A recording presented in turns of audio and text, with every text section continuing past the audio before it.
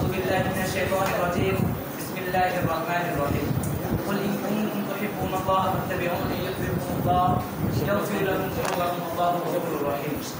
وقال رسول الله صلى الله عليه وسلم من وقر صاحب بدعة فقد أعان على هدم الإسلام وقال عليه الصلاة والسلام. জামিয়া রাবিয়া আশরাফুল মাদ্রাসার কর্তৃক আয়োজিত আজকের এই সেমিনারের সম্মানিত সভাপতি অভিজাত মণ্ডলী এবং আমার সামনে অবশ্য বাংলার দূর দূরান্ত থেকে আগত এক জায়গায় ছাত্র ভাইদেরকে আমার অন্তরের মতো থেকে আমার সাংবাদিক মুবারকবাদ অভিনন্দন।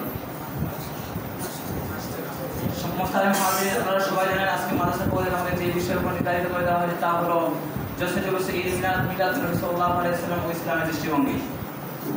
আল্লাহ যদি সহায়ক করেন ইনশাআল্লাহ এই বিষয়ে কিছু আলোচনা করব। মোহতারাম হাজিরিন, আমাদের দেশে অনেক আনন্দ উৎসাহের সাথে জশ্নে জুলুসে ঈদ মিলাদ নবী পালন করা হয়। আমাদের দেশে অনেক আনন্দ উৎসাহের সাথে ঈদ মিলাদ নবী পালন করা হয়। এই মাসের 12 তারিখ অর্থাৎ রবিউল আউয়াল মাসের 12 তারিখ এক আনন্দ মিছিল বের করা হয় যাকে জশ্নে জুলুসে ঈদ মিলাদ নবী বলা হয়। ফার্সি ভাষায় জশ্নে আনন্দ, জুলুস অর্থ মিছিল, আর আরবি ভাষায় ঈদের আবিধানিক অর্থ হলো আনন্দ। মিলাদ শব্দের জন্ম আর নবী দ্বারা আমাদের নবী মুহাম্মদ সাল্লাল্লাহু আলাইহি ওয়াসাল্লামকে বিধানো হয়েছে। সব মিলিয়ে জশ্নে জুলুসে ঈদ মিলাদ নবীর অর্থ দাঁড়ায় আমাদের প্রিয় নবী হযরত মুহাম্মদ সাল্লাল্লাহু আলাইহি ওয়াসাল্লাম এর জন্য আমাদের শোভাযাত্রা। মোহতারাম হাজিরিন, এর আলোচনা কোথা থেকে এলো, এই জশ্নে জুলুসে ঈদ মিলাদ নবীর কোথা থেকে আবির্ভাব হলো, একটু বিস্তারিত আলোচনা করছি। ইতিহাস পাঠ করে দেখা যায় যে 604 হিজরি মোতাবেক 1213 খ্রিস্টাব্দে ইরাকের মুসির শহরে এক অপূর্ব বাদশাহ আবু সাঈদ মুজাফফরকে ইবনে ইরবিল ও তার সহযোগী বন্ড ও দরবারি আলেম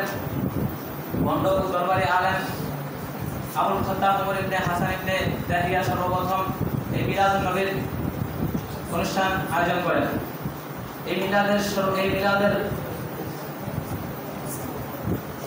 এই মিলাদের রসম প্রথা যখন ছড়িয়ে পড়ল তখন তার শুধু প্রাইভেট সম্মেলনের মধ্যে সীমাবদ্ধ না থেকে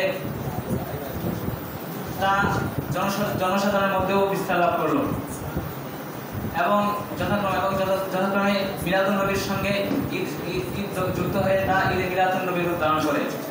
অথচ মুসলমানদের জন্য বছরে শুধুমাত্র 2টি ঈদ পালন করা বৈধ রয়েছে, অর্থাৎ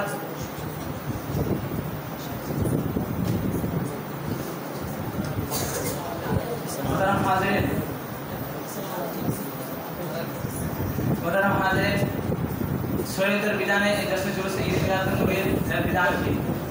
শরীয়তের বিধানে এই জশ্নে জুলুসে ঈদ মিলাদুন নবীর সম্পূর্ণ বিধান, কারণ উল্লেখযোগ্য 4টি দলিল তথা কোরআন, হাদিস কিংবা কিয়াসের কোথাও এর সম্পর্কে কিছু আলোচনা নেই।